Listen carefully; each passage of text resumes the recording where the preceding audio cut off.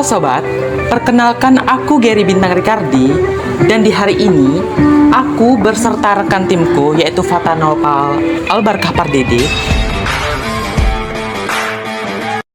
dan juga Karisma Wardani akan melakukan observasi penelitian terhadap sistem pembelian di usaha bisnis.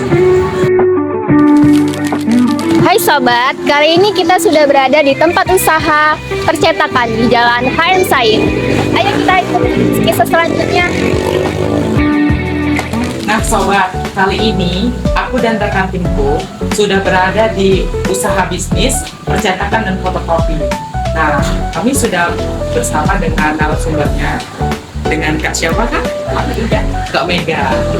Nah, ada pun yang saya tanyakan mengenai usaha ini tuh Kak, bagaimana sih Kak cara ngecek persediaan stok di toko ini gitu? Biasanya sih aku ngecek sendiri ya di sini di styling satu-satu barang apa yang habis atau yang kurang nanti dicatat. Nanti kalau udah dicatat terus langsung ke toko Andikom sih biasanya beli barang di toko grosirnya. Nah setelah dicek itu Kak, laporan pengecekan barang persediaannya itu dikirim ke siapa gitu? Laporan pengecekan barang yang dikirim Iya. ke langsung grosir tokonya sih ada. Kalau kita mau beli barang kan langsung ke grosir. Di situ kan lebih murah kalau beli barang. Jadi di situ sih. Nah kami ingin tahu nih Kak, persediaan barang kurang atau satu, siapa sih yang membuat surat permintaan pembelian barang? Aku sendiri sih. Oh, dengan kakak Iya. Mega sendiri yang ngecek gitu, tulis. Nah, contoh nih untuk bahan PO gitu, semingguan lagi dia kakak. Nah, cara cek harganya, contoh minggu ini kakak belinya dengan harga 15.000 gitu kan. Oh, minggu depannya harganya naik gitu. Kakak tuh melakukan negosiasi atau gimana gitu kak? Enggak sih, kayak negosiasi langsung gitu harganya. Ya udah saya terima. Oh gitu. Apa ya? Ya udah memang tertera di Iya, situ tertera di ya. situ. Nah, untuk contoh nih waktu barang yang dipesan tuh setelah datang, nah pengecekan apa saja yang kakak lakukan gitu untuk barang yang keluar sampai tersebut? Pengecekannya ya dari yang kita tulis itulah kan, kita cek satu-satu. Udah kan diantar aku biasa pakai Gojek diantar ke sini barangnya. Jadi dicek satu-satu barangnya gitu. Yang udah aku tulis itu dicek lagi. Setelah gitu cross check itu udah benar belum pesanannya gitu. Nah, sewaktu-waktu gitu kan, jika barang yang dipesan ini gitu kak rusak atau tidak sesuai dengan pesanan, nah langkah apa yang kakak ambil gitu dalam melakukan pengecekan barang tersebut? Biasa aku telepon orangnya langsung sih. Jadi nanti kalau misalnya ada yang salah aku foto terus aku kirim ke orang itu, nanti diganti sama yang baru barangnya. Gitu ya, Kak. Nah saat contoh nih kakak sudah melakukan pembelian barang gitu kan, nah kan ada kuitansi pembeliannya. Nah itu udah diterima sama kakak itu kakak simpan atau kakak catat ya? Disimpan struknya itu disimpan di bot. Nah ketika udah disimpan itu kakak catat atau disimpan aja gitu? Simpan aja sih. Gitu ya, Kak. Terima kasih ya Kak Mega, mungkin hanya itu saja sih yang bisa kami tanyakan mengenai usaha bisnis ini. Saya mengucapkan terima kasih sama Kak Mega telah meluangkan waktunya dalam sesi wawancara ini. Halo sobat, di sini saya akan menjelaskan tentang hasil observasi penelitian, yaitu gambar flowchart sistem pembelian terhadap usaha percetakan dan fotokopi. Dimulai dari bagian gudang. Yang pertama, bagian gudang itu akan melakukan pengecekan barang, di mana setelah pengecekan barang dilakukan akan terbuatlah laporan persediaan. Nah, laporan persediaan tersebut akan menghasilkan catatan stok barang. Nah, di mana catatan stok barang tadi, jika stok barangnya itu ada, maka akan dikembalikan lagi ke bagian gudang. Cuman jika stok barangnya itu tidak ada, maka catatan stok barang tadi akan dikirimkan ke admin maintenance.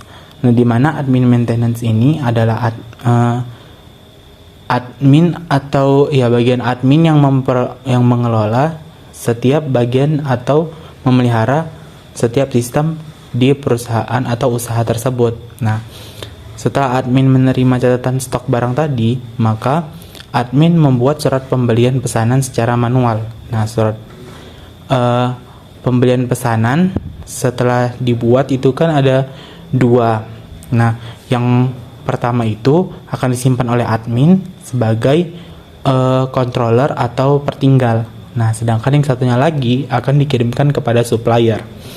Nah, supplier yang menerima surat pembelian pesanan akan melakukan pengecekan barang. Jika barang yang dipesan itu ada, maka jika barang yang dipesan itu tidak ada, maka surat pembelian pesanan tadi akan dikembalikan kepada admin maintenance. Lalu admin maintenance akan menentukan kembali suppliernya. Lalu jika barang pesanan tadi itu tidak ada, maka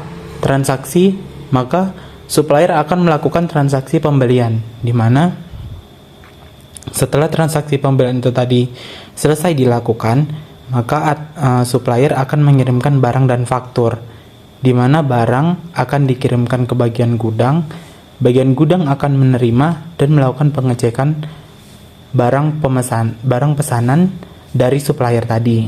Nah, setelah itu supplier bagian admin maintenance akan menerima faktur. Faktur tadi itu ada dua. Yang pertama akan disimpan oleh supplier dan yang kedua itu akan disimpan oleh admin sebagai bahan pertinggal.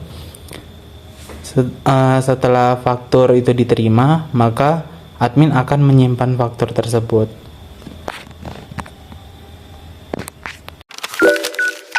Nah, selanjutnya ada analisis dari sudut pengendalian intern. Yang pertama, bagian gudang. Bagian gudang bertanggung jawab atas pengelolaan stok barang dan memastikan bahwa pembelian hanya dilakukan sesuai kebutuhan. Dari sudut pengendalian intern, pemantauan stok untuk memantau ketersediaan barang dan mencegah overstock atau kekurangan barang. Yang kedua, ada admin maintenance, bertanggung jawab untuk mengelola permintaan perbaikan dan pemeliharaan aset, termasuk memastikan pembelian barang atau jasa yang dibutuhkan berjalan sesuai prosedur. Yang ketiga, ada supplier. Supplier adalah pihak eksternal yang menyediakan barang atau jasa, dan dalam sistem pembelian harus melibatkan pemisahan tugas, dokumentasi yang jelas, serta mekanisme audit dan verifikasi di setiap tahapan proses. Dengan menerapkan sistem pengendalian yang kuat, risiko kecurangan, pemborosan, atau ketidakefisienan dalam pengadaan barang dan jasa dapat diminimalisir. Nah sobat, itulah tadi hasil observasi penelitian kami mengenai sistem pembelian usaha bisnis. Kami mengucapkan terima kasih. Saya Gary Bintang Ricardi. Saya Fatanova Albarkapatidi. Saya Karisma Wardani. Kami pamit undur diri.